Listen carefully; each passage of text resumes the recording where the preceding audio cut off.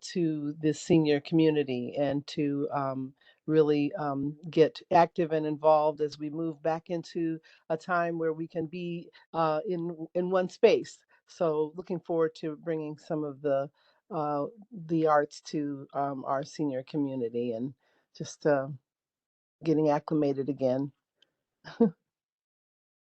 Thank you, Deborah. She's a representative of a service agency or university. I don't know who the generic host is. It might be me. Lisa Knoll, please introduce yourself. Hi, good morning. Yeah, I'm Lisa Knoll, and I'm the CEO at Aging Ahead, and I'm also representing a service agency on the commission. We serve 4 counties. Our largest, of course, is St. Louis County, and so we want to make sure that we give feedback, input, resources as needed to the commission and those older adults in the county. Thank you. Liz de la Perouse is an at-large member. I'll let you introduce yourself. Yes, I'm Liz de la Perouse, and I've just been a long time advocate of aging well and making sure that I think one of the things that I'm finding more and more is recognizing the important contribution of all of the people over 45. Thank you. Sharon Hales. Might be on mute. Yes, sorry, thank you. Actually, I need to thank Susan first. Thank you, Susan, for allowing me to jump in here today with all of you, and thank all of you. I am Sharon Hales, and I am from Oasis. Thank you for joining us. Matt Callanan. Hi, everyone. I'm Matt Callanan. I work for the County Counselor's Office, and I'll be your legal representative if you guys have any questions on this commission. I look forward to working with you. Thank you. Susan Shapers.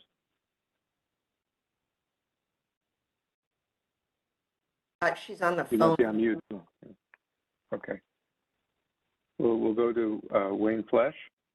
Wayne Flesh, member of the commission, member at large, and active member, and glad to be here. Thank you. Lisa Hotley. Hi, represents District 3. yes, can you hear me? Yes. There we go. Okay. Hi, I'm Lisa Hotley. I'm a health education specialist, and I am a rep of District 3, and happy to be here. Thank you, Lisa. And I'm Dan Rosenthal. I represent District 5, and I'm the vice chair sitting in to host this meeting in Carol Rodriguez's absence. So we were going to start the meeting with welcoming Lillian Eunice, who's the new commissioner for District 1. Unfortunately, she hasn't joined us yet, but I will read a little bit of a bio of Lillian. She's currently the city administrator for the city of Pine Lawn and has more than 30 years of combined municipal and county government administrative experience in Missouri, Texas, and Georgia. Previously, she was the longest serving city administrator for the city of Northwoods, and it was one of the longest sitting female city administrators in St. Louis County. Ms. Eunice received her BA in psychology from Spelman College and her MS in public administration from Georgia State University. She's the recipient of the St. Louis County NAACP Legacy Award and was appointed by Governor Carnahan to the Missouri Governor's Advisory Council on Aging in 1993. So when we meet her, we will welcome her again. I'd like to move on to the adoption of the minutes. Is there a motion to adopt the June 2nd, 2022 minutes? So moved. There's a second. Second. We have a second. Thank you. So all in favor, say aye. Aye. Aye. Hi. All opposed? It passes. I'd like to have someone move to adopt the September minutes. So moved. Liz, so moved. Do we have a second? Second, Lisa. Thank you. All in favor, say aye. Aye. Aye. Aye. Hi. All opposed? Motion passes. Old business, I see that Kristen Sorth is not available yet or on the call today, but I did want to mention that the St. Louis County Library named St. Louis County 2022 Missouri Library of the Year, and that's for many reasons, one of which is the amazing work done for the group supplying grand pads to needy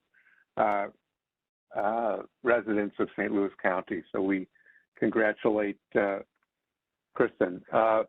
In the last meeting, there was a lot of discussion about the sustainability of the Grand Pads program, and Lisa Knoll presented some really exceptional ideas about how to make this program sustainable, and I'd ask Lisa to give us an update on Grand Pads for individuals receiving meals and ability to cover costs. Yeah, so we had a little bit of a challenge at first, Aging Ahead in the library, trying to come up with a way that we could share participant information in a secure way. And so, for example, we couldn't share our data on folks that are in our meal program, and the library wasn't able to share data on specifics about people who are in the Grand Pad program. So anyway, our teams worked together, figured out a way that we could correspond with individuals via email. And so we've been sending out surveys to anybody that has a Grand Pad, and we're doing this in waves. And this just started in the last probably week and a half. We've gotten 300 responses, and we're asking things like, would you be interested in participating in a meal? What kinds of programming would you like? Are you feeling isolated? Those kinds of things. And also demographics, so some zip code information and things so we can track who's where. So far, we've gotten about 300 surveys back. And actually, I'm sorry, I think we probably sent out maybe 500, and we've gotten about 300 back. About 12% of those individuals would like to participate in our meal program. And the reason that's important is because if they do that, then we can move forward with establishing this idea of a virtual senior center. So that means that as long as we provide the meal that meets our 3C dietary guidelines, and we have health and wellness programming similar to what we would do in a traditional bricks and mortar senior center, then we can pay for those costs, whether it's technology, it's staffing, it's the meals, et cetera. So right now, it looks like the positive response rate for meals is about 12%. So we hope that's going to go up because we want to be able to cover the cost of as many of these as we can. Some of the other things that we're finding, just kind of FYI, about 41% of the respondents are saying that they either often or a good deal of the time feel isolated. So that feels high, 41%. Some of the things that they want in terms of programming, again, exercise, fitness, health and wellness, art classes, and looking at my notes, a lot of people ask for cooking demonstrations, which is kind of interesting, which would be fun to do virtually. Zip codes are kind of all over the place at this point. We have a lot that are clustered in West St. Louis County. We do have about 8 zip codes in North St. Louis County that we've gotten positive responses on for the meal program. So we're kind of slicing and dicing this a bunch of different ways at this point, and we're trying to we will keep Kristen and her team apprised of what's happening. And so as we kind of move forward and we figure out who wants to have meals, we want to set up that program for people with volunteer delivery and so forth. So there's lots of potential here. It's just, I think we've just sort of scratched the surface. So, and I'm happy to answer any questions that I can. Lisa, is there any kind of anything going on in St. Louis City that's similar? There is. I don't have a lot of details. I don't know that they are kind of going down the road, this virtual senior center road path yet. They're pairing up through their library as well, some devices and programming, which is great. And but I don't know that they've and you know, honestly, there's probably quite a few, I know there is quite a few people across the state that are watching this to see what's going to happen and how well we sort of move it forward. So I suspect that as it becomes, you know, we get a little more traction, I think we'll get much more interest and questions from others. Good to hear. Mhm. Lisa, Uh-huh. do you have, is this modeled anyplace else that you're able to, this is a fabulous program. Are you finding this anyplace else across the country where this collaboration? Well, you know, there's sort of variations of it. And actually at our national conference, just this last summer in Texas, they had an awardee who, and they do this regularly, sort of these innovation awards. And we did win one with the library several years ago for our choice program. But this, there was an awardee that actually said it was a virtual senior center, but as it turns out, and with their library, and it's a fabulous collaboration, but they did not have the meal component. So they were doing what we've already been doing for years, which is collaborating on the virtual side of things, you know, the programming side, but not incorporating the meals. So I think, honestly, I think we might be sort of on the front end of this, which is an exciting place to be, but there's not a lot of best practices to look at. So that's kind of a good news, bad news. But the other piece that's really interesting, and so we also have a pot of money through the Older Americans Act that is for health and wellness specifically, and the programs have to be evidence-based, which we do that. We do that kind of programming. And so if we were to expand that through grant pads, you know, maybe for those who are not interested in the meal necessarily, but if we can do more evidence-based programs, then we can tap into that pot of money. So I think there's a lot of potential here. And again, we've just sort of scratched the surface. But no, I think just the short answer, Lisa, is we don't know of anybody else that's doing this exact thing. Do you have any? Is there anything that the Older Adult Commission can do to help with the evidence-based component of this? Or do you have resources to get the measures you need? As a matter of fact, we work very closely, as a matter of fact, with OASIS and the University of Missouri Extension and others we don't do those classes directly because there's experts out there that do them. And so we contract for that service with others. So, you know, I think once we get things nailed down and we're sort of beyond pilot stage, you know, really being able to publicize this and share, you know, some of the great outcomes that we expect to have and that we're already having would be a great way for the commission to get involved. Thank you. The next item on the agenda is St. Louis Financial Protection Coalition. And I would ask Liz to share any updates on the comprehensive reform framework for adult abuse. I see, before we do that, I see that Lillian has joined us, and I'd like to thank her for joining the commission as a new commissioner for District 1.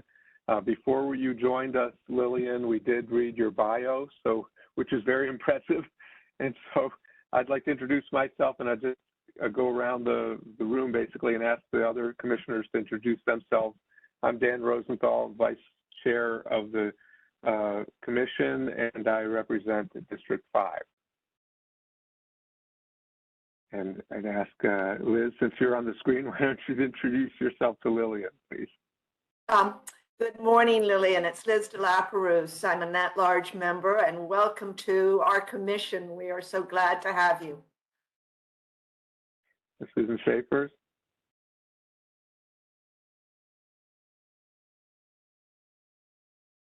I think you might be on mute. She's on the phone. I'll ask Wayne to introduce himself. Yes, well, we are old buddies, actually. Unison, going back to St. Louis County government where we worked together. I'm afraid to say, I think it was in the mid 1980s. It was. Can you And, hear me? we worked together, and it's just all out of the blue. Here she is. It's amazing. So glad you're on board, and we can expect much out of this young lady. So welcome. Thank you so much. You Thank all you. are too kind. I'm just so glad to be here. This is so exciting to be able to help a constituency group that I have worked with and served for more than 40 years of my career. So this is a good deal.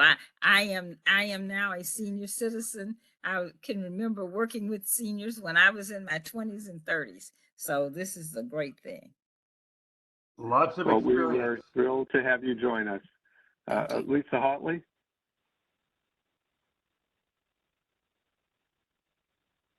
You might be on mute. Sorry, it looked like it unmuted. Hi, I'm Lisa Hotley. I represent District 3, and a special welcome to Lillian. I'm a health Thank you. education specialist and an age-friendly advocate, so I look forward to working with you and everybody else on the commission. Wonderful, wonderful. Well, Thank it's you. great to Lisa have I Knoll? met everybody. Hi, Lillian. I'm Lisa Knoll. I am the CEO at Aging Ahead. So we're an area agency on aging, and we cover 4 counties. Our largest is St. Louis County.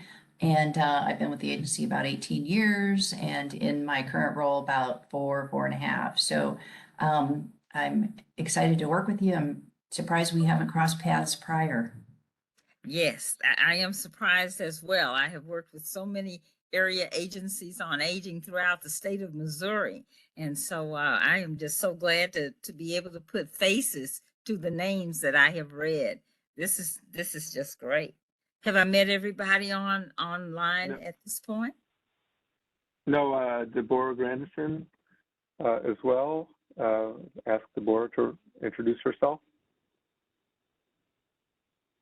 He's on the phone. Oh, Deborah maybe muted. It's not unmuting. Can you hear me? It wasn't good. unmuting. Here I we hear you now. apologize. Good morning, Lillian. My name is Deborah Grandison. I am an author and health advocate, poet, and my interest in being a part of the commission has been to just bring health and wellness to our senior community as well as the arts. So I am looking forward to meeting you in person, connecting with you, and learning more about all the wonderful things that you are doing, have done. So welcome to the commission. Thank you so much. Thank you so much. I tell you, I should have mentioned that of all the different things, being a consumer advocate to protect seniors from fraud and abuse, schemes and scams. That is a big, big part of what I hope to bring to the table in some significant way. Excellent. Well, that leads us into an update that Liz is going to give us on the comprehensive reform framework for adult abuse. So I'll let her continue with that. Thank you, Dan. Actually, Lillian, there is a coalition on elder abuse and exploitation that actually, I think Lisa Knoll probably is more up to date than I am. We're going to be having a retreat next week, or maybe it's the week after, on elder abuse and exploitation. We're going to be working on that this afternoon, and I will be taking my kind of area is advocating. One of the big things that I kind of come across is on elder abuse and exploitation is one, this idea that as you get older, you get weaker, which I just don't think is true. And 2, people just don't recognize that as an older person, that you deserve a certain degree of independence, of whatever it is. So Lisa, Lisa Noel, would you like to fill in a little bit more? Because I know you're planning everything. Well, I'm actually, yeah, I'm a bit on the planning team sort of by default, I guess, but which is fine. But so the coalition is growing, and we are working on, and thus the retreat, a really a sustainability plan. And there's several parts of that, and Liz is sort of heading up, volunteering to chair the advocacy arm of that. But there will be other aspects like professional education and community outreach, and so there will be committees set up to address each of those areas and plans to really move all of that forward. And how can we include many others in that work, and also make sure that professionals, individuals, other organizations know about the resources that are out there, because we do find, and we've even found through this coalition, that not everybody, that does this work, knows others that are also doing similar work. And so this is a way for all of us to really collaborate in a really efficient way to move the needle on abuse and exploitation. So more to come as we sort of flesh out that work plan, that sustainability plan, and part of that's funding, of course, but it's more so just, everybody getting on the same page with some of these things, and it not being so fragmented. Yeah. Oh, that's And I think fun.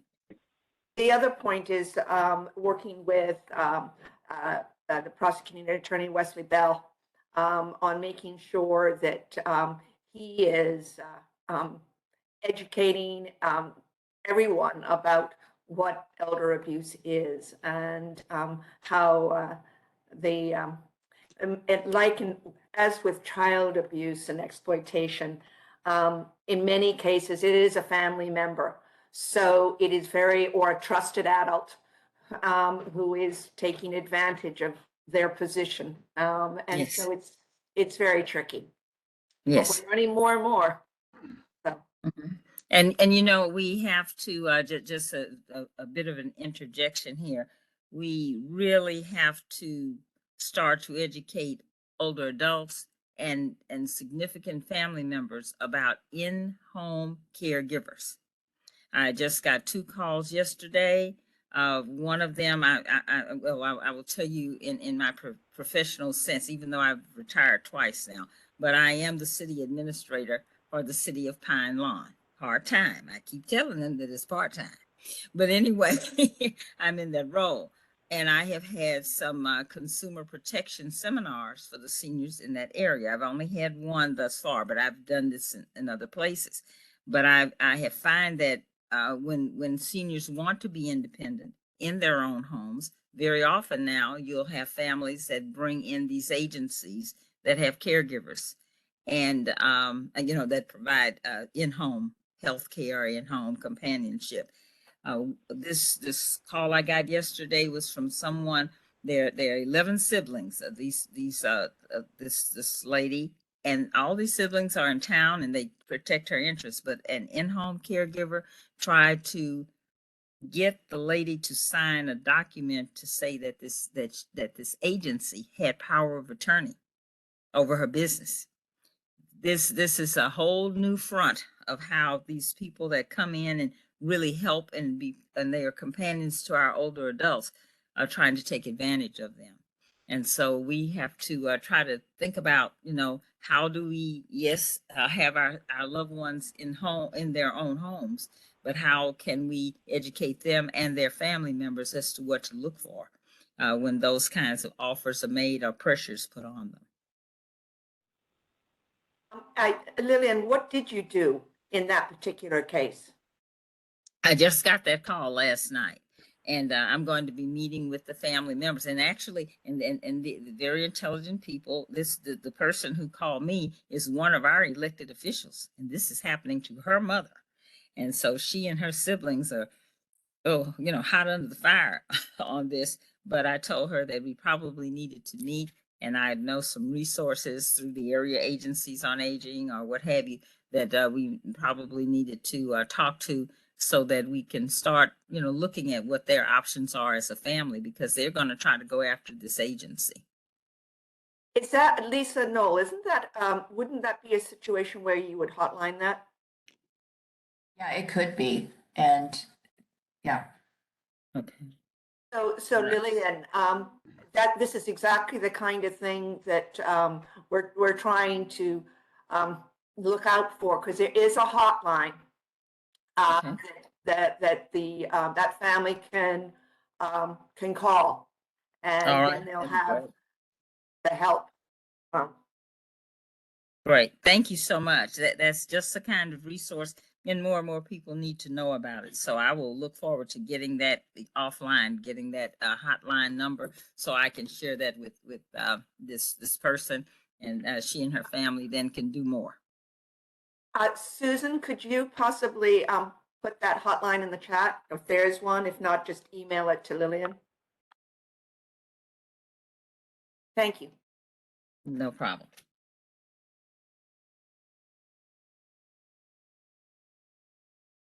Thank you. I'm going to ask Wayne to discuss any updates on the circuit breaker strategy meeting convened by the Missouri Budget Project. Wayne has been participating on this issue of property tax relief for older adults. Thank you, Dan. I'll Wayne. move through this. Carol had asked me to attend this meeting on August the 31st, and we did. And we had 18 people in attendance. It was in the Ascension building out by the airport. I don't know if anybody has been in there or seen that. It's hard to find, but I think it's affiliated with the Catholic Church, the term of the Ascension building or whatever, and the Mar-a-Lago Mission Fund.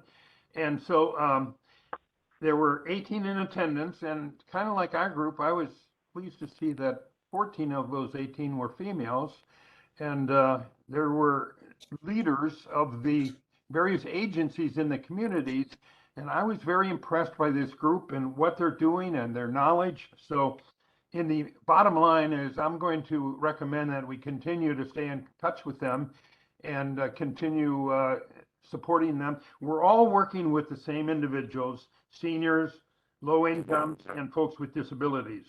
And advocacy is the name of the game. So, and they go back, some of them in a think tank by probably 20 years. And I'm trying to get all the names and addresses and information of the entire group so that we have that available. And we are the group was formed to deal with the tax cut, the governor and his plan, which you have probably followed during September and into October, and it has just got some closure on it in the last week. And this group came up with all these 5 recommendations where they could assist older adults in various ways in the tax program and all that. And normally they allow amendments on these special sessions of the governor. And unfortunately, they did not allow any amendments at all. And so really nothing that this group had hoped for or planned was able to be enacted or submitted for consideration. So it was very much a closed session. I will, and it's obviously, as we all know, in the recommendations, we have a very partisan issue here. And this was evident throughout. I do want to mention one success that they had. There was a conflict between renters and landlords, and legislatures were complaining that renters were not paying taxes. And come to find out that the renters pay the landlord and the landlord pays the taxes, and that basic information hopefully resolved tension in that group, in that the group that we had came together with a plan and changed some narrative that explained what was happening, and the legislatures were then receptive to that. And so that was a difficult issue that was resolved, even though it was not part of the amendments or anything. So that was a plus for them. And they were expecting to be submitting amendments and nothing came up. They did come up with several amendments, and I have those and I'll send those. And I just wanted to read a statement from the group, the Missouri Budget Project, which kind of combines is all what we're all about as well. And I'll read this. Yet property taxes are also an important source of revenue for local government and are used to fund schools, fire departments, and senior services in communities across Missouri.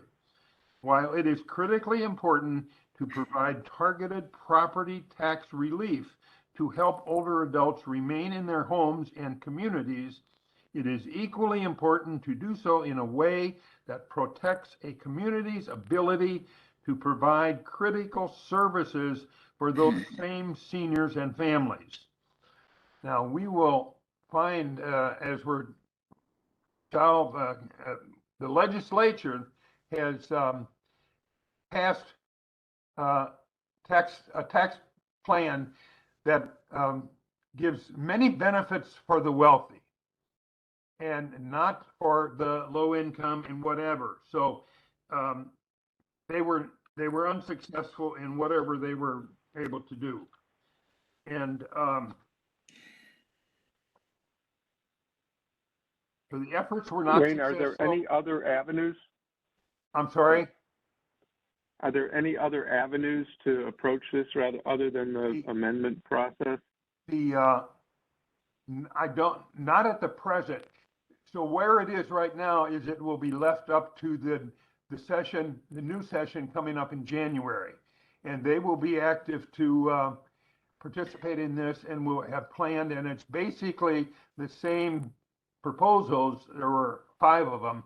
They will bring those up in January, and we could be a part of it at that time, but there's not going to be too much happening between now and that new legislation, that new session.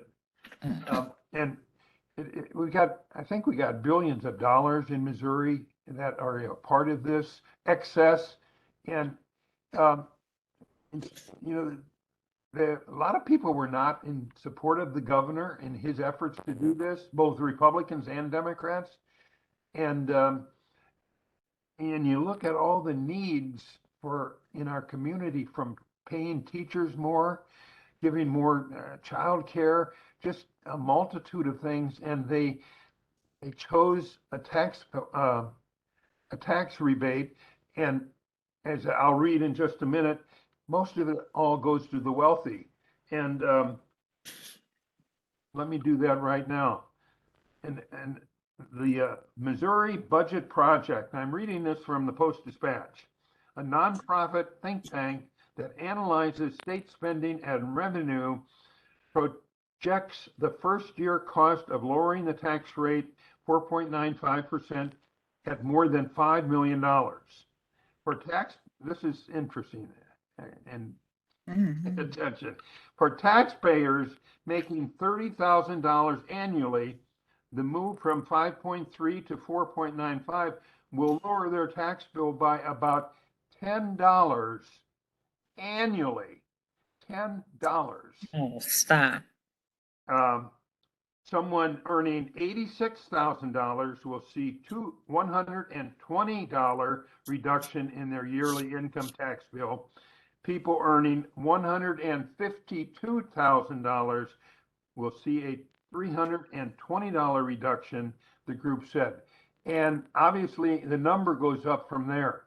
So the wealthier you are, the greater tax rebate you get. According to the organization, the loss of over $1 billion in revenue comes as the state is struggling to provide services. I think we're in line with what they're saying, and we're moving in the same way and other things. And it's just impressive. But this group is solid, and I'm impressed with them. And I'm hopeful that we can continue and get some action in January, because it's going to wait until then. They have added us to their mailing list. And it's, as I mentioned before, it's my recommendation that we stay in communication with this group and as needed, attend meetings and whatever. And I know probably some of you follow this tax story in the newspaper and on the news in the last month or so, and understand aspects of it better than I, and are more knowledgeable in other than I. But anyway, I'm going to propose that we stay on top of it, and we can be effective in action in some regard. So let me. Wayne, could you give me an idea of who the other participants were? Were they all not-for-profits, or did you have some government groups or any like the nursing home industry? I mean, just other groups that, or was it? I have asked for that list, and I should have it in a month, but they were all not-for-profits. And like Paraquad was a part of it, and various social service agencies and everything like that. And these were the leaders, and they were knowledgeable, they were experienced, and I really respected and appreciated what they were talking about. And I would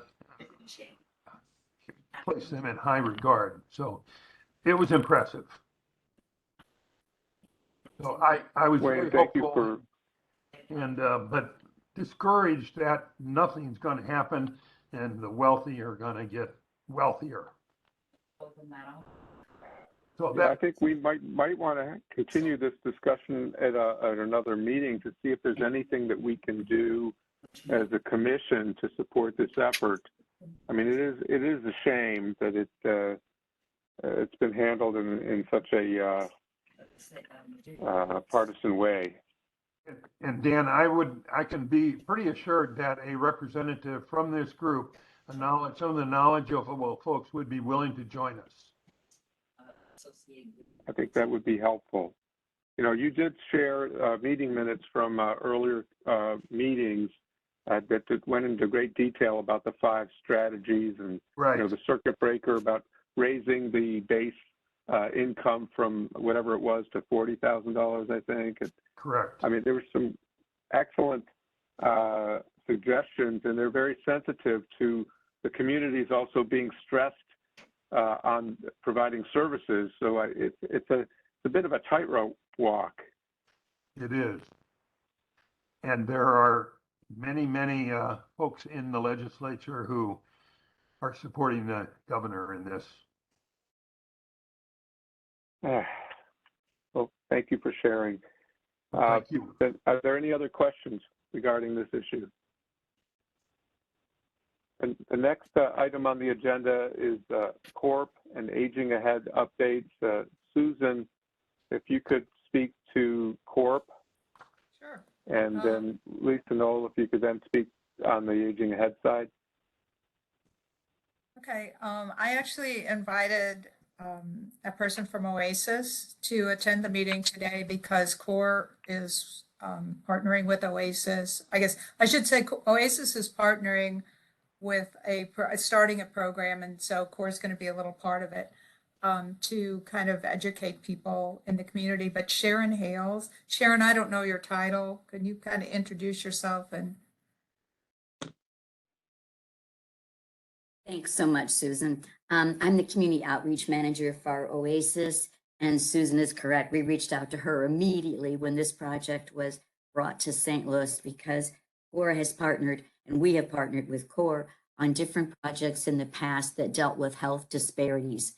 And the project brought to us is called Give 5. It's a program that would start in Springfield, Missouri. It's a civic matchmaking program that matches agencies that are in need of volunteers and persons who want to volunteer and unsure where they want to start.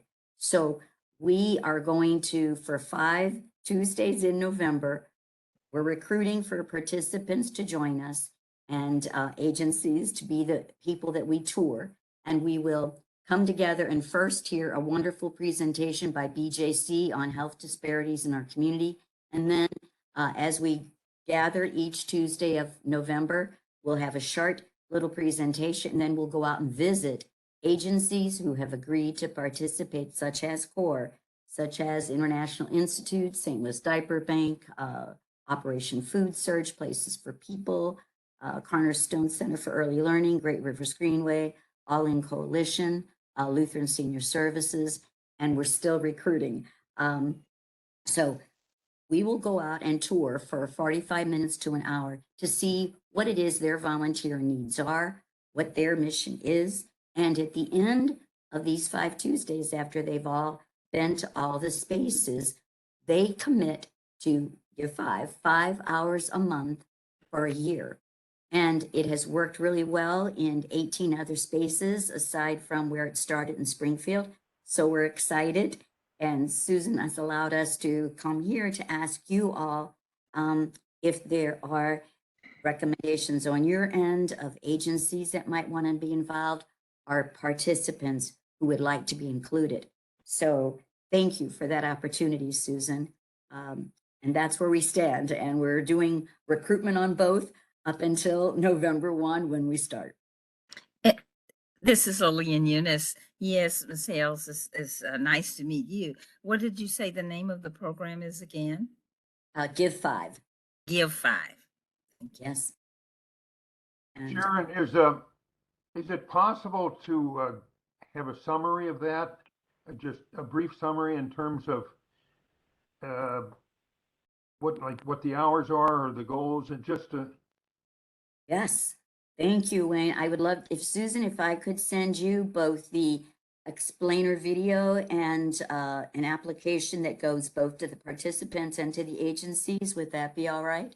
Yes, that would work. I mean, because that could work at our church and folks in the nearby, whatever. So if we put some names down and contacts, Thank you. Whatever would be helpful.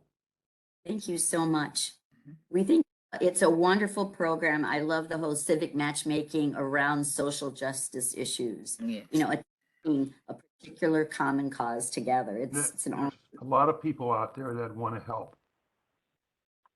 I'd also like to get a copy of that. I chair the board for STL Village, and that may be a good fit as well. Thank you. I agree. I hadn't reached out to Madeline yet, and thank you. That would be very nice. Thank you. Thank you, Sharon. Excellent. So new business, unless I'm sorry, Lisa, did you have anything to add? Sure. First, I might just shout out to Sharon. Aging Ahead would love to be a volunteer opportunity. So if you want to add our to your list, we are working really hard to get all of our senior centers back up and running full time. And we're actually starting to cook hot food for the first time in 2.5 years. And that means if we have volunteers, we can deliver hot meals to our homebound. So up until now, we've been doing frozens for 2.5 years, frozen meals to homebound. So if we can reinstate our volunteer model, which we're working really hard on, we can start serving hot meals to people again. So that's really important to us. So we would love to be part of that if we can, if it's appropriate and whatnot. Couple of other things. So we still got a couple of areas, especially in St. Louis County, where we're trying to get the bugs worked out of this University City. Just we're having a struggle there getting that reopened. But good news is we are partnering with other community organizations like the library. We're going to have in-person programming starting again for the first time in 2.5 years at library locations in St. Louis County. And that includes a meal too. So that's sort of a senior center. It's our choice program. It's our sort of senior center. We take that show on the road and we go to various community sites. Also the YMCA, a couple of YMCA locations we have started in person. Also in Brentwood. So that's a new partnership for us, Brentwood Parks and Rec. So again, it's at most of the time, it's evidence-based health and wellness programs paired with a meal at one of those partner sites. So that really helps us to really efficiently, expand our reach. So And Lisa, in University City, was the flooding a problem in getting that going? To be honest with you, Wayne, I wouldn't doubt that, except we're having trouble just even connecting with the right people there. So Parks and Rec, yeah, and I know even before the flooding, they were telling us they were having trouble with staffing, which we all are, and so that's one of the best reasons for us to partner with some of the other municipalities and community-based organizations, because if we're all sort of struggling with various parts of our program model, if we can put our heads together and work collaboratively, that seems to work best. But we're having some trouble really connecting with the folks in U City, to be honest with you. So, and it's just, I think they're just struggling like the rest of us are. So I just reached out again last week, haven't heard back. So we're gonna keep on that though, because that's a real there's parts that are underserved and we need to be there. Can I make it? They haven't mentioned that, at least I haven't heard about it, so I have to go a roundabout to get at the facts, but I might ask about that as well. Okay, Right. Can I make just a comment on that one for a moment? It may be that through through the code enforcers in these municipalities, as well as the police departments, there are wellness checks that the police officers do, and also with code enforcement, because if you see that someone's lawn isn't kept up as much as it used to be and things like that, they may be able to give some referrals to people, about people that may need some help. So that may be the two resources within the local units of government in St. Louis County that may be able to, just help guide us to people that really need our services or the resources that we have. I agree. Those are great ways to get about to do that. So thank you. Hey, Lisa, quick question. Are you partnering with AHA again this year? Because I was blessed to be able to be a part of the programming at the libraries with doing CPR and some other health and wellness opportunities. The AHA office has moved, and I think most people are in-house now or in their, like doing it virtual. But I just wondered if you were planning to or had already made contact with them, because that's so important, and I would love to, to tap into that again. You know what? Let's talk offline, because I'd love to. I know we have done that in the past, and we're sort of resurrecting a lot of these programs, but that is one we want to do for sure. So if there's a way that you and I could, and I'd have to tap into our staff too, but I'd love to be able to figure that out with you. Okay, that sounds great. Thank you. Are there any other questions regarding this? If not, we'll move on to new business. Commissioners and vacancies. Well, item one that we want to talk about is make sure that everybody has sent us their updated emails and phone number, contact information. I would suggest that you send it to, I'm going to suggest Carol Rodriguez, and she's not on the call. We'll give her that responsibility. But I'm happy to help to compile the information once we receive it. But we want to make sure that we have everybody's updated emails and phone numbers. So please email that to Carol Rodriguez. The other item is something that we've been talking about at every meeting, which is the county boards and commissions trying to get movement on the appointments towards forward on districts 2, 4, and 6, which are still vacant. And I know that Carol has had correspondences with, I think, Kay Nelson County, but we have not heard of any movement on those 3 districts yet. We are thrilled that we do have a new member from District 1. Commission meetings, the question has come up in the past whether we want to go to face-to-face meetings versus virtual. Some members have a conflict on the first Thursday of the month, and I'm open to trying to move that to another day, possibly the second Thursday of the month, if that would work better for people. I mean, let's open it up for conversation.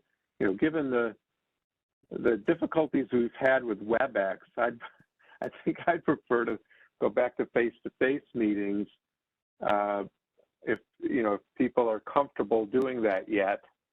One of the issues that we've talked about in the past is it's very, very challenging to try to do a hybrid meeting. So it's better to either have an all virtual or an all face-to-face meeting, but not try to do them combined, because not everyone can participate at the same level when you try that. I'll just open it up for conversation. Okay, I want to interject something here. Face-to-face is fine, except we'll be limited in the locations where we can have those meetings. Because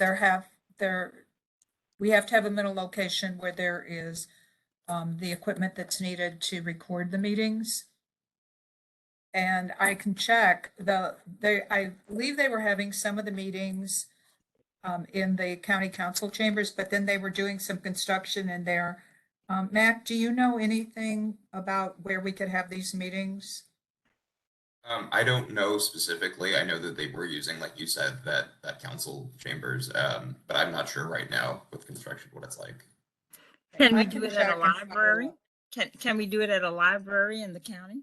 Something centrally located, like at Brentwood or something I like that? don't think so, but I will have to check. I don't want to say for sure because I don't know. But I can check and see what facilities might be available for those meetings. Lisa, do you Have you- have any availability at Aging Ahead? Do you have any space that would meet that criteria? Sure, we do. Our central office, but it's in Manchester, so it's a ways out. And we do have recording equipment, but I don't know if there's something else, Susan, that has to is required. I don't know the answer to that. I'll have to check into it since we're just, this is kind of new for our commission. And I think Kind of feel our Sarah way through Levinson- this. And I think Sarah Levinson, even though I don't think she's able to be on our calls any longer, I think that she might be able to look into something at the Federation too. She did mention that, but I think that was, I'm not sure that met the requirements. Okay. I don't remember if that was Happy to discussed. host. We'd be happy to host if we met the requirements. Okay. So We've met in several different places in the past. Have the requirements changed? I know that Yes. I know we were not recording at the time, but we were meeting at the transportation building. Then we met at Northwest Plaza, and then we met at the Federation. I didn't know if any of those would have met the criteria, even though we weren't actually recording. The one that might have met it could have been the transportation building. I'm not sure. But they are most likely to have had it. And I believe that's where the Commission on Disabilities is meeting, and they are recording their meetings also.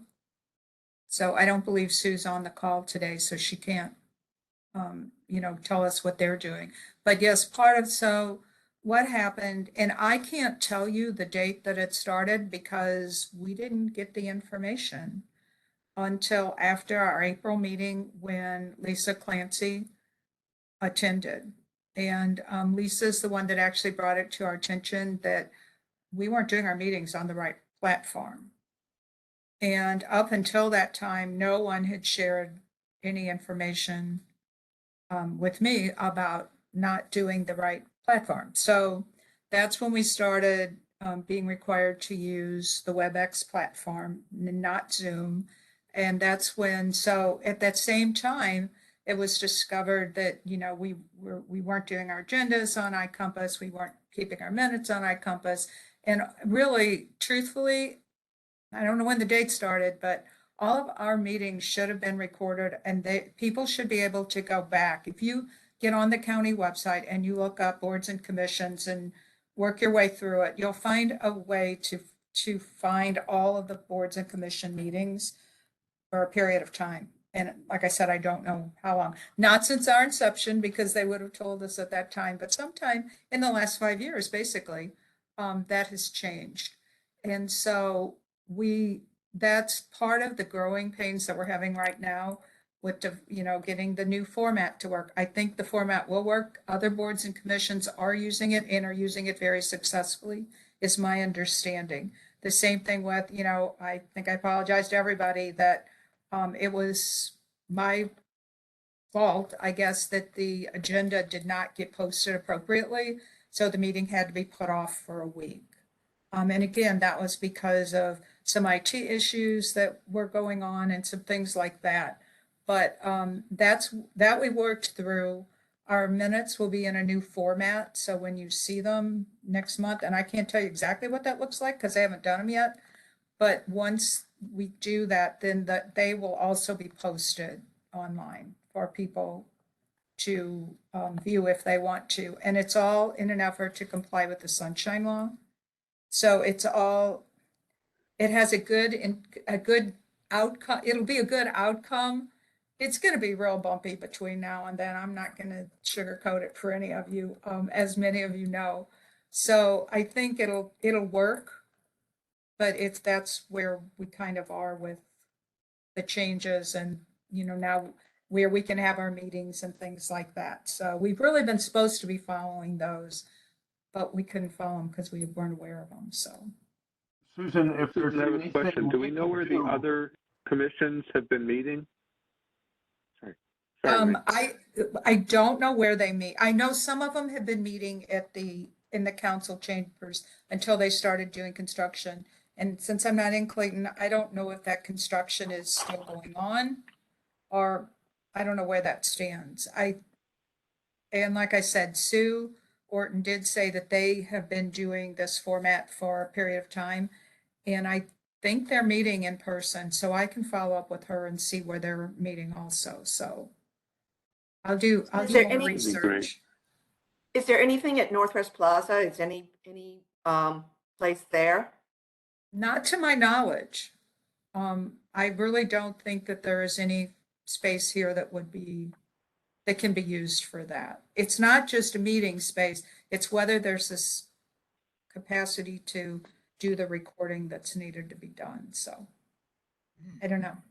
Well, It's The a baby other step issue- program, but then we Yeah. need to put on overdrive. So That library in Clayton, off of the Ladue Road, I guess it is, of Maryland, that may have the recording capability that you may be looking for. I can might always check into it, and especially because you have a lot of attorneys and, people that have to do formal legal recordings or what have you in private meeting rooms, so that may be one thing. I know we have had to have a meeting recorded through WebEx, and we've used the Normandy Library. They have a beautiful room, and it's soundproof, and it's got the recording and all that. And I'm not suggesting anybody have to travel north to Normandy, but I know the one in Clayton, though, they're opening that back, they've opened that back up for in person. So that may just be a resource to check out. no, I think that's a good suggestion. And like I said, I'll check with IT and find out what the actual requirements are. And hopefully in the next week or so. So we'll know going forward. If you decide you want to meet in person, that'd be fine. And the parking's free. Well, it's been, the parking. We have been, some of our members have voiced a concern about the first Thursday of the month with other conflict. Would anybody be opposed to moving this meeting to the second Thursday of the month? Well, I have a conflict on the second Thursday, as I moved it today, so I could possibly move it from the second Thursday to the first Thursday, but I would have to check that out. Okay, well, we should maybe have some email communications about trying to hit on a better date so that all of us can attend. So maybe that's some work that we should do between now and the next meeting, is to see if we can find a date that's suitable for everyone. Okay, well, we need to change the date. Well, it'll need to be a motion and it'll need to be voted on. Okay. Is there somebody who is not able to meet at this time? Did you say? Wayne was saying. I would have to change it, but I would like it to be more permanent so that we don't have to change it again in January. No, it will be more permanent. That was my delay in getting the agenda posted this month. That's why it had to be pushed off a week. Otherwise, the first Thursday is the standing date for this meeting. We have a minimum, don't we have a minimum of 6? We must meet 6 times per year as a minimum, I think. Correct. And we're currently set to take 3 months off, so we actually have 9 meetings per year. I was curious when we circle back to the virtual versus face-to-face, if we wanted to meet as a hybrid, maybe face-to-face once a quarter, and then we could do the others virtually, or if that's too confusing for everyone.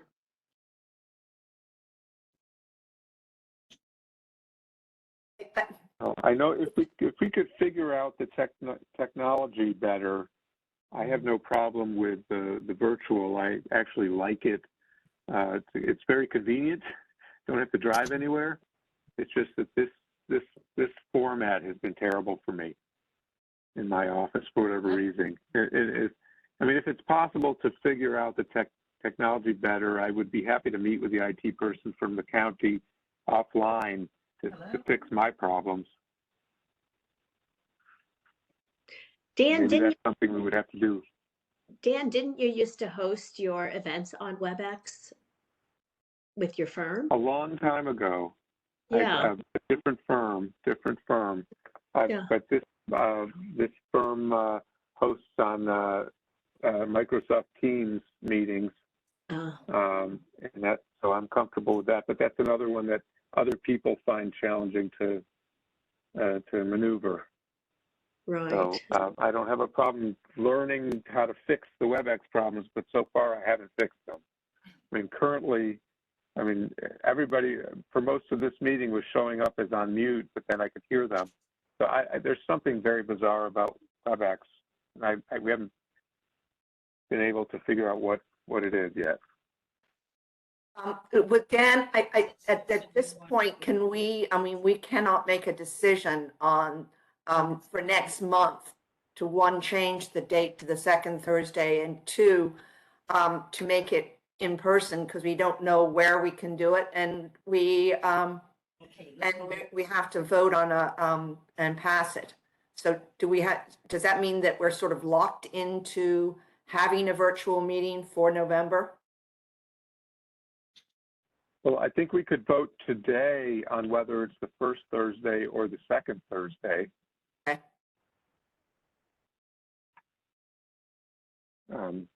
Is there a consensus on either one? Well, right now is who has a conflict with the 1st Thursday? I may be the only one because I have a board that I serve on, which that's why we changed the time to 9:15, because I just to transition over, I was always coming up late.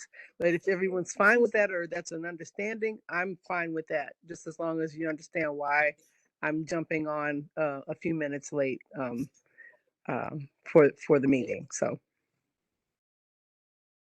I do have several times a year that I have to be in Jefferson City. And so for example, I would have missed last week because I needed to be overnight in Jefferson City on the 1st Thursday. So that happens 4 times a year for me. Who has conflicts with the 2nd Thursday of the month? Wayne, you said you did? Yeah, but Anyone else? I think I'm flexible on that, Lisa. So the other folks would change and accommodate me, but so I could probably work that out. One other question, if we were to move back to in-person, face-to-face meetings, the time frame currently works for those of us sitting in our offices, but would that be an issue like Deborah? Might that be an issue for you if we were to go face-to-face? Would you still be able to arrive at a meeting at 9:15? yeah, that may be. I'll need to figure that out because our meetings right now are online, which of course I'm doing from home. They're looking at meeting at a location, and that would be wonderful if it would be the powers that be, that it would be close by to where we're meeting. So that's kind of open at this time. But again, I'm I'm not having an issue with Okay. having the meeting on that first Thursday. I just don't want it to be so disruptive if I have to jump on and a few minutes late. So that would be really up to you all, what your thoughts are on that. I don't want to change anything just for my, you know, Take care. my benefit. I think when we set this meeting at that time, it was, we did that for a reason, to be top of the month, and that allowed everybody to go back and report to their organizations for meetings that were held later in the month. Maybe we should have this discussion, but then sort of chew on it for a little while, because there might be some reporting that's happening. If we want up-to-date current reporting for all these different organizations and agencies that we represent, we might want to, if we're going to change that date, have a rationale, that's not just around our current district reps, but that at large, the bigger picture of why we're doing what we're doing and when. Does that make sense? That maybe we would set this up for a January vote if there is a change? That makes sense. If Yeah. we were to do that, have a January vote, then our standing meeting would continue to be the first Thursday of the month, virtually. Yes. Yeah, I kind of agree with that's probably best to put it down a couple of months so that we can all make sure that it works. Works for me. Yeah. I agree. So if nobody is opposed, I guess we leave it alone. We don't need a vote on it if we're going to leave it as the first Thursday of the month. Okay. Right. Okay. Then I would suggest, especially since it's virtual, if anybody could contact me to have an offline conversation with a county IT person to work through my WebEx difficulties, I'd really appreciate it. Agree. Okay. Okay, the next agenda item was, I think there's nothing really to report on the St. Louis Senior Fund. Jamie's not participating today. Are there any updates on the disabilities Commission on Disabilities? I didn't hear from Sue at all, so she said she could make this meeting today, but then I haven't heard from her since then. Well, I know that, I filled out that Carol- survey. Good. I was going to ask if everybody had received the Governor's Council on Disability 2022 Legislative Priorities poll. If you have, please send it in by November the 4th. I've also shared that with some other people too. Excellent. Survey. Good. Excellent. My AirPods just died. Can everyone hear me okay? You're fine. Okay. All right. I'm having a lot of problems today. So I think we'll move on to any commissioner member share out or other events that we'd want to take note about. I have one thing that I'll be doing the beginning of next month, which is I connected with the St. Andrews Charitable Foundation. I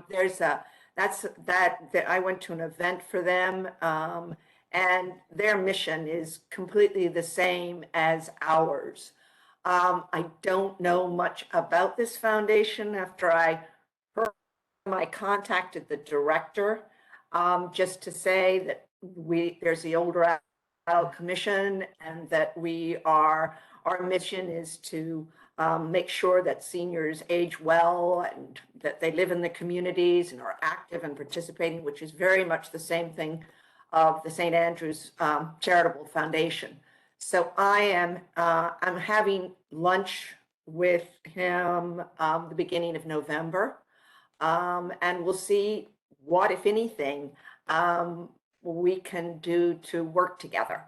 I did reach out to Lisa Knoll and to Kristen Sorth to find out if they had ever done anything with the St. Andrews Charitable Foundation, and they had not, which I don't find surprising, because the St. Andrews Charitable Foundation had been run by the same person for the past 30 years. And so often I think, you know, they sort of are locked into our existing relationships, and now they have a new head. So there might be an opportunity there. I don't know how, but does anyone else familiar with the St. Andrews Charitable Foundation? Well, St. Andrews has been a client of mine for about 25 years. So Well, there you go. I've known Mary Alice Ryan for forever, and I know that she's no longer the leader, but been very involved in their charitable events for years. And a remarkable Ageless St. Louisans, for instance, is their big annual event. And my wife's grandmother was a remarkable Ageless St. Louisan many, many years ago at 103. That's the event I went to. Okay. So yes, it's an excellent organization, and I know a lot of people there. I still do business with them, so I don't know if that's a conflict for me to be involved with. You know what? Let me have a conversation. I'll talk with him and mention you. Part of the thing. Excellent. Are there any other commissioner share outs? I will go on. Who's there? Is it? This is Lisa Hotley. I was not able to attend yesterday. Was the Advisory Council on Aging and Behavioral Health. There and some big news there on the horizon, and I can forward some of those. There's also a newsletter that's coming out that kind of gives an update. This was born out of an task force that of aging agencies, and Lisa's agency, of course, is well represented, and mental health agencies that weren't actually interacting and weren't aware of others' resources. So there's been some great forward motion there, but I wasn't able to get an update on that as of yet. The other thing I wanted to share was I was hoping that by year end, we might speak to the different county departments. We haven't had updates. I know Susan's core is one facet, but we also should probably be hearing from Transportation, Parks and Rec, and other human services in terms of how their strategic plans include older adults. Since we weren't involved in much of that, I think it's sort of key in our role, particularly since we are supposed to be advising council on things that are happening. We should know internally what we're doing as a county. So I'm not the best avenue how we would reach out and ask them, particularly programming or any kind of strategy that involves older adults and serving that population. I think that should be a part of our requests and have that in place as an ongoing report. Whether it's annually or whatever timeframe we would choose. Any thoughts on that? I mean, I think it's a simple issue of asking them to, attend a meeting and present. Is there a way to communicate where we could just ask for, I mean, it'd be great, obviously, if we could have them attend a meeting, but is there some sort of format maybe, or reaching out that we would have a department liaison that we could ask, maybe just create, 3 key questions that they could respond to in an email so we could get maybe even a quarterly update from them? Is that something? I mean, I'd be happy to do that, Susan. I mean, I can ask if there's someone that could do that. Okay, that'd be great, particularly Parks and Rec, Transportation. If you think of any other key departments, I know that when we originally did, and Lillian, this is much, sort of a little bit of our history, but we were born out of the Age Friendly Initiative, which was an interdepartment. It was an interdepartment program, so all departments were involved in trying to create an age-friendly community, and there were action plans. And they submitted, it was a 5-year program. So that program ended. And so now we really don't have any communication with those departments to know how our older population is being served. So that's that we should kind of be the point person for that, making sure council knows how the other departments are engaged in supporting older adults. And these, Yeah, this and- would be all, oh, I'm sorry. I was just Oh, gonna no, say it's- that would be all departments within St. Louis County government. Yeah. Okay. Yeah, and then kind of in following up on that, Lisa, I think that we certainly want to have some sort of a question that we ask regularly of Wesley Bell and, what he's doing. Mhm. And because that, I don't, Lisa, has their office assigned somebody to be kind of on elder abuse and exploitation? Yes, but I don't recall who that is, but they just recently joined. Yes. Okay, great. Okay. And I've had a person come from the Fraud and Abuse Division of the Lieutenant Governor's Office come out and speak on just that topic with some of our seniors. And the way we got them out, which is kind of interesting, we combined that with the talk first for seniors and at least one caregiver or one family member. And we did the talk first, and then we served a light lunch, and then they played bingo. I don't know if it was the talk first or the bingo that got them, but I'm telling you, we were at capacity. Everybody with a mask on. We were into sanitizer big time. All I can say is we got them out. They understood. We had key points, passed out some information from the Fraud and Abuse Division and the Lieutenant Governor's Office. They responded quickly and sent their person that has a lot of knowledge about that. And so Wesley Bell, I don't know if his not counterpart, but if he has that kind of point person that would do it, it'd be maybe something to consider, having those kind of little quick sessions. I mean, we were in there 2 hours, no more. I figured that folks go to movies in 2 hours, and so we don't need any more than that. So we just do that, and it worked out really, really well, much to our surprise. Like that. Excellent idea. That'd be great. So, any other share outs? Yes. So I've been doing some outreach to some of the programming things that I've been doing in the past.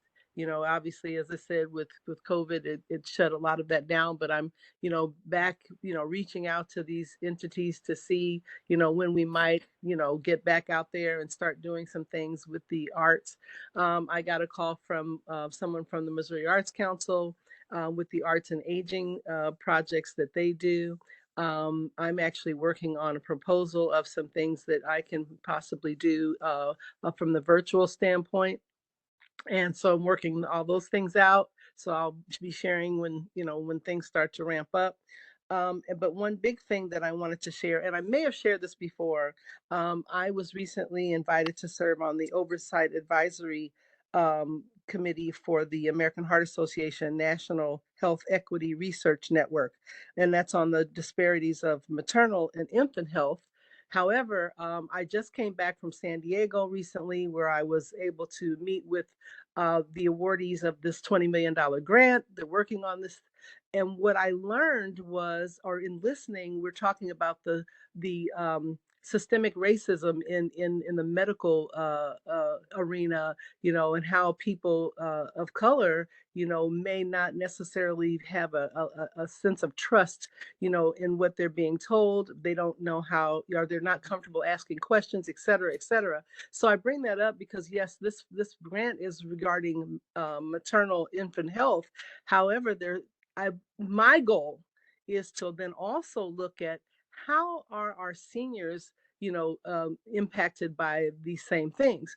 A goal is that not only as an advocate do I want to empower people to ask questions and to advocate for themselves, but then also, equipping the physicians to have a comfort level of communicating with people. So we know that, you know, there are young people that are impacted, but we know our seniors are greatly impacted by these kinds of things when they go Yes. into a doctor's office and they don't, and they leave there with questions that have not yet been answered. So one of the goals for me personally is to implement some of the things that I'm going to be learning as a part of this research, to bring it back and to also look at what implementation, what planning we can do for our senior communities with health disparities.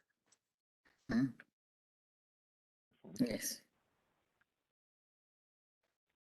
Sounds Uh, great. I have one other share out, and there is the annual gala for STL Village called Village Aglow, which is Saturday night, October the 15th at the Knight Center at Washington University, and I believe tickets are still available through the website stlvillage.org. And as you, I think, all know, STL Village is an organization that is attempting to help people stay in their homes and communities as long as they can and age comfortably in their own homes.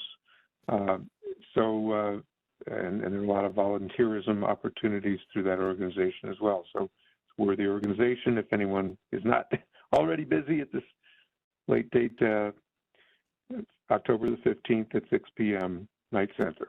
Be there. Thank you. Are there any public comments?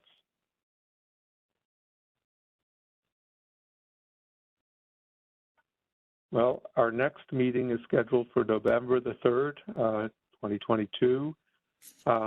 If there are no other items that people want to bring up, I would suggest we move to adjourn. Can we just, can I do a roll call first? I Sure. should have done it at the beginning of the meeting, but didn't. So Liz De La Perouse, Yes. okay, Lisa Hotley, Yes. Lisa Noel, Present. Deborah Grandison, Present. Wayne Flesh, Present. Dan Rosenthal, Present. Lillian Eunice, Present. Carol Rodriguez, absent. Okay, thank you. It's Susan, real quick. I will not, just letting everyone know, I will not be on the November 1st call. I am participating in a Christian businesswomen's breakfast, and I have a key role. I'll be presenting prayer for that morning. So unfortunately, I will not be with you on that morning. Okay, thank you. You will be missed. Thank you. Thank you. I know you guys Nope. will keep me updated. Everyone will get me updated. Thank you. I appreciate that in advance. Okay, thank you. Well, I guess, is there a move to adjourn? I'll move. Second. Seconded. Thank you very much, all. We'll see you on November the 3rd. You gotta vote. Thank you, Dan. If you make a motion, you gotta vote. I'm sorry. All in favor of adjourning? Aye. Aye. Anyone opposed who wants to stay on longer? Thank you very much. Thank you Motion all. passed. Good to see All everybody. right, bye. Be blessed. Bye-bye. Bye. Thank you. Bye. Bye-bye. Bye-bye.